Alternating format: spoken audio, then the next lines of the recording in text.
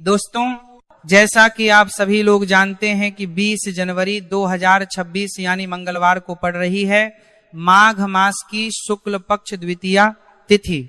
और दोस्तों, यह वह तिथि है जो माघ मास में पड़ने वाली सबसे बड़ी तिथि है, क्योंकि यह मंगलवार के दिन पड़ रही है और इसका बहुत ही बड़ा और विशेष महत्व होता है।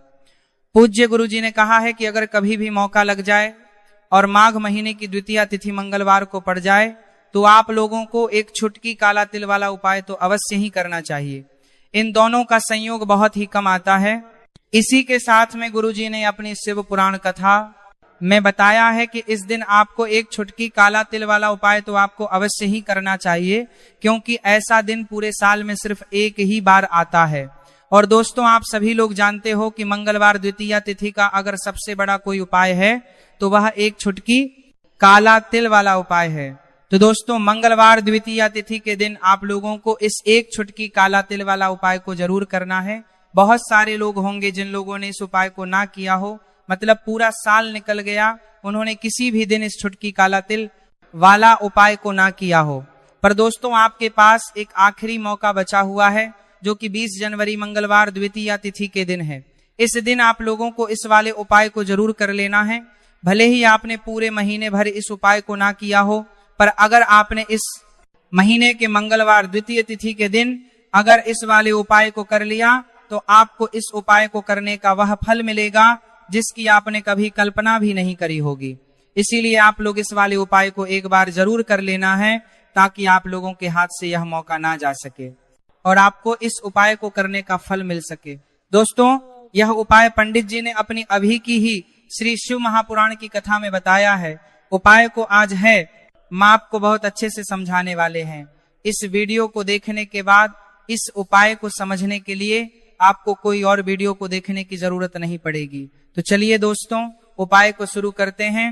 देखिए, यह इस माघ महीने के मंगलवार द्वितीय तिथि के दिन यह इतना खास होता है, इतना महत्वपूर्ण होता है। देखा गया है कभी कभी बड़े बड़े पूजा पाठ अनुष्ठान से जो मनोकामना पूर्ण नहीं होते, वो माघ महीने की मंगलवार द्वितीया तिथि के दिन एक छोटे से उपाय करने से ही आपकी मनोकामना पूर्ण हो है।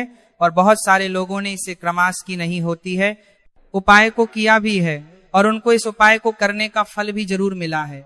अगर आप लोग भी इस उपाय को करना चाहते हैं तो आप इस उपाय को पहले अच्छे से समझ लेना, सुन लेना, उसके बाद करना। आपको इस उपाय का फल जरूर मिलेगा। और इस उपाय को कर लेने से आपके घर में चाहे किसी भी प्रकार की दोहक और समस्या क्यों ना चल रही हो, आपको उसका कारण भी नहीं पता है कि भाई ये समस्या किस कारण से चल रही है, उसका कुछ भी कारण हो सकता है। जैसे पितृदोष हो सकता है या किसी भी तरह का मंगल दोष भी हो सकता है। तो इस दिन आप लोगों को यह वाला उपाय कर लेना है।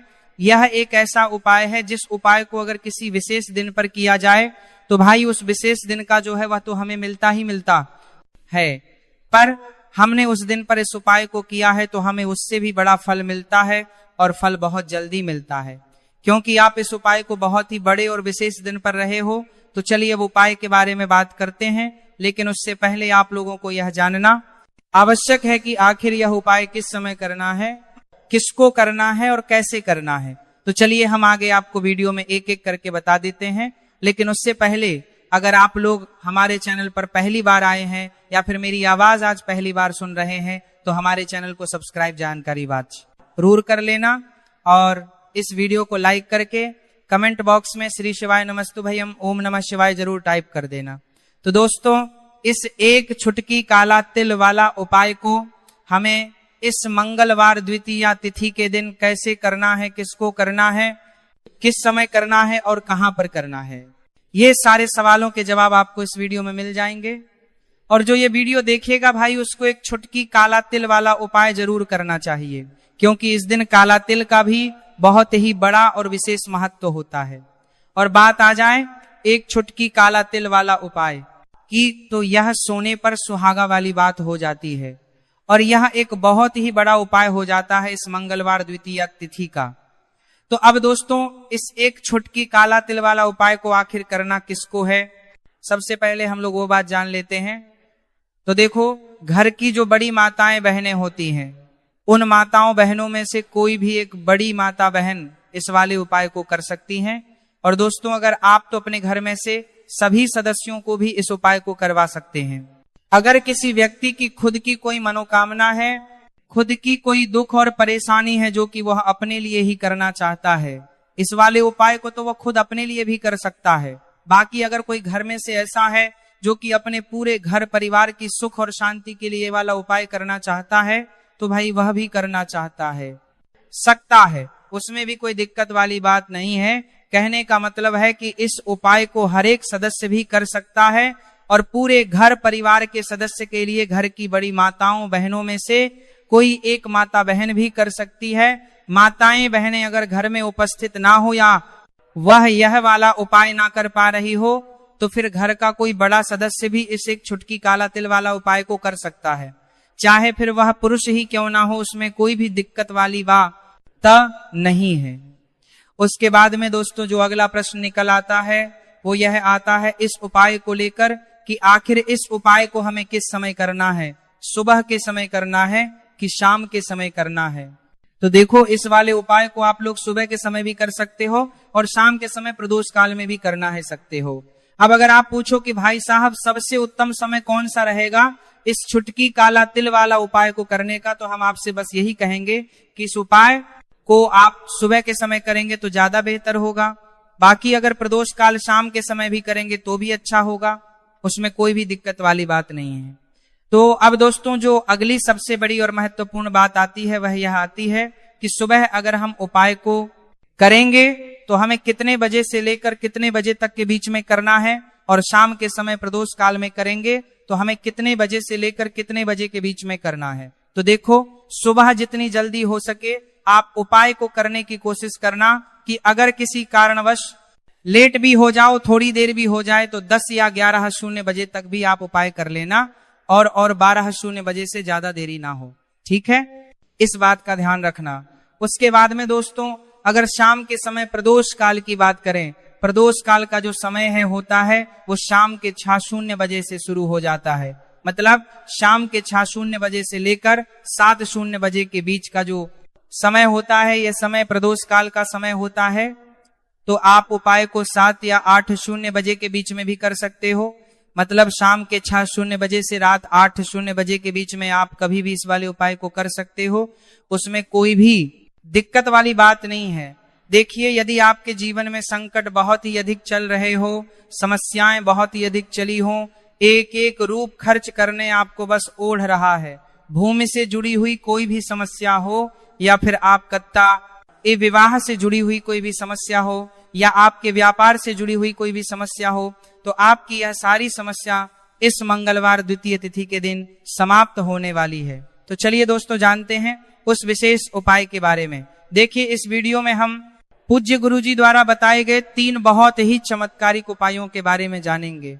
देखिए, यह जो उपाय है आपके जीवन से दुर्भाग्य का तो अंत करेंगे ही, साथ ही साथ यदि आपके जीवन में धन की समस्या चल रही है तो वह सभी भी आपकी समाप्त हो जाएंगी। देखिए, गुरुजी ने बताया है कि जब भी मंगलवार द्वितीय तिथि का दिन पड़े तो हमें कर्ज मुक्ति के लिए कुछ उपाय करने चाहिए। इसी के साथ हमें धन प्राप्ति, भूमि से जुड़े कार्यों और विवाह के लिए भी उपाय करने चाहिए। तो चलिए दोस्तों जानते हैं गुरुजी द्वारा बताए गए सबसे पहले उपाय के बारे में।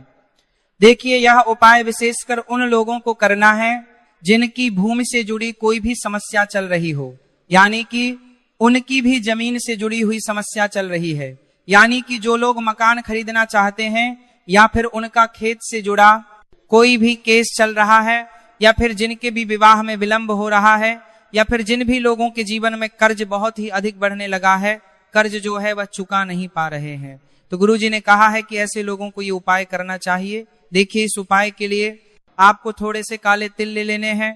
देख, आपको मात्र 1 चुटकी काले तिल ले लेने हैं। इसी के साथ में आपको थोड़ा सा शहद ले लेना है।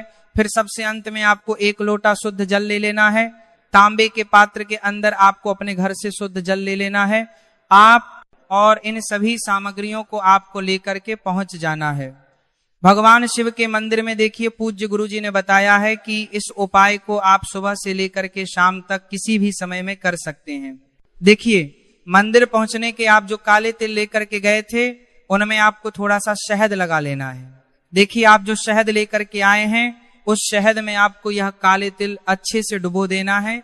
और शहद से युक्त ये जो काले तिल हैं, इन्हें आपको शिवलिंग पर अर्पित कर में देने हैं, या फिर आपको शिवलिंग के चारों तरफ अच्छे से काले तिल का लेपन कर देना है। पूज्य गुरु जी ने बताया है कि लेपन करते समय यदि आपके जीवन में कर्ज से जुड़ी समस्याएं चल रही हैं, लेपन करते समय आपको आर्यन मुक्तेश्वर महादेव का स्मरण करना है, या फिर आपके जीवन में विवाह से संबंधित या फिर जमीन से संबंधित कोई भी समस्या चल रही है, तो फिर आपको मंगलेश्वर महादेव का स्मरण करना है।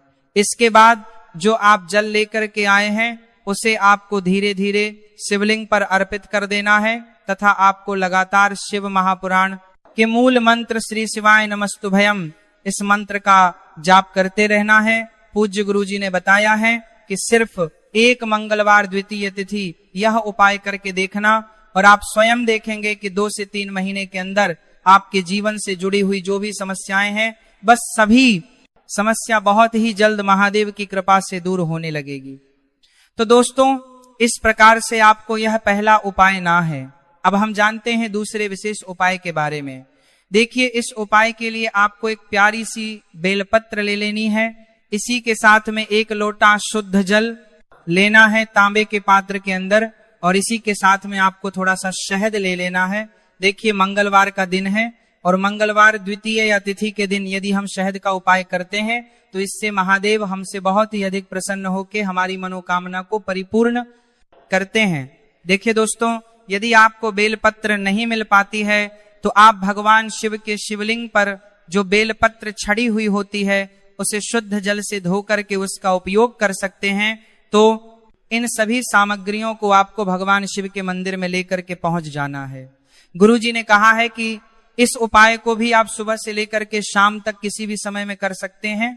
देखिए, मंदिर पहुंचने के बाद आपके पास जो एक बेलपत्र है, और बेलपत्र की जो सबसे बड़ी वाली पत्ती होती है और उसकी जो चिकनी साइड होती है, उस पर आपको अच्छे से शहद का लेपन कर देना है। यानी कि बेलपत्र की बड़ी वाली पत्ती पर, पूरी पत्ती पर अच्छे से शहद लगा देना है।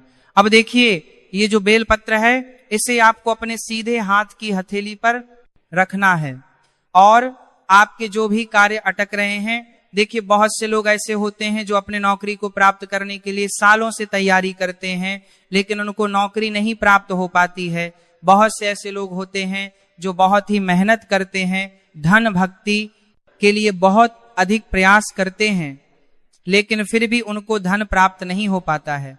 तो गुरु जी ने बताया है कि जब भी आपको अपने कार्यों में सफलता ना मिले तो फिर आपको मंगलवार के दिन इस उपाय को अवश्य करना चाहिए। देखिए, अब आपको जिस भी कार्य में सफलता प्राप्ति करनी है, उस कार्य को सफल बनाने के लिए आपको महादेव से प्रार्थना कर लेनी है, और फिर यह जो एक बेलपत्र है इसे आपको भगवान शिव के शिवलिंग पर अर्पित कर देनी है।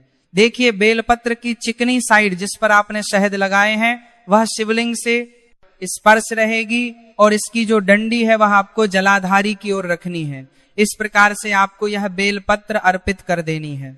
अब देखिए, आप जो 1 लोटा जल लेकर के आए हैं उसे आपको भगवान शिव के शिवलिंग पर धीरे धीरे अर्पित कर देना है। श्री शिवाय नमस्तुभयं इस मंत्र का जाप करते हुए देखिए, जैसे ही यह जल शिवलिंग से होकर के जलाधारी की ओर बह के आएगा तो इसे आपको थोड़ा सा अपने सीधे हाथ की हथेली में झेल लेना है। इस जल को आपको अपनी दोनों आंखों पर लगा लेना है, और इस जल का थोड़ा सा छिड़काव आपको अपने शरीर पर कर लेना है। पूज्य गुरु जी ने बताया है कि जब भी हम मंगलवार के दिन शहद वाली बेलपत्र शिवलिंग पर अर्पित करते हैं तो इससे हमें महादेव हर कार्य में सफलता प्राप्त करवाते हैं। यदि हमें अपनी मेहनत करने के बावजूद भी पर्याप्त मात्रा में सफलता नहीं मिल पा रही है तो गुरुजी ने कहा है कि आपको मंगलवार द्वितीया तिथि के दिन यह चमत्कारिक उपाय अवश्य ही कर लेना है।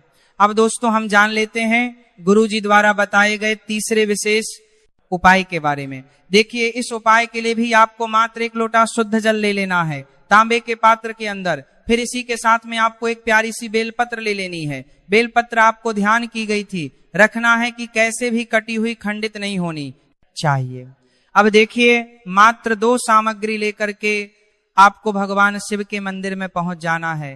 पूज्य गुरुजी ने बताया है कि यह उपाय विशेषकर उन लोगों को करना है जिनकी कोई भी विशेष मनोकामनाएं जो कई दिनों से परिपूर्ण नहीं हो पा रही, चाहे वह विवाह से संबंधित हो, नौकरी से संबंधित हो, व्यापार से संबंधित हो, चाहे किसी भी प्रकार की मनोकामना है जो परिपूर्ण नहीं हो पा रही है, तो उसके लिए आपको यह उपाय करना है।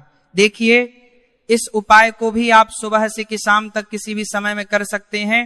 देखिए, मंदिर पहुंचने के बाद सबसे पहले तो आप बेलपत्र लेकर के आए हैं, उसे आपको अपने सीधे हाथ की हथेली पर रखना है और आपको महादेव से प्रार्थना करनी है कि हे मेरे महादेव, मेरी ये जो मनोकामनाएं बहुत दिनों से अधूरी है, मैंने कई प्रकार के उपाय कर लिए हैं, कई प्रकार के व्रत कर लिए हैं, लेकिन अभी तक मेरी मनोकामना परिपूर्ण नहीं हो पाई है।